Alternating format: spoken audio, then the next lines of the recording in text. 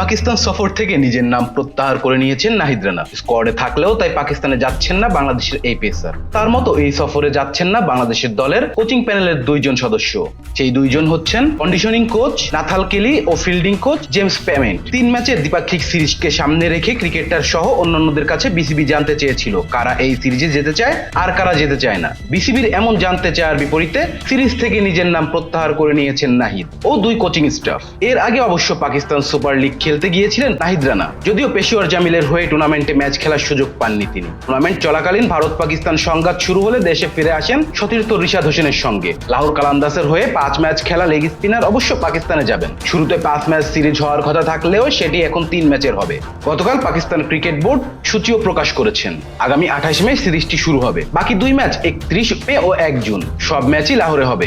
সম্প্রতি সংযুক্ত আরব আমিরাতের বিপক্ষে 3 ম্যাচে টি-20 সিরিজ খেলেছেন লিটন দাসের দল। Rezan Islam, B Sports. Please subscribe our channel to get more information about Cricket World.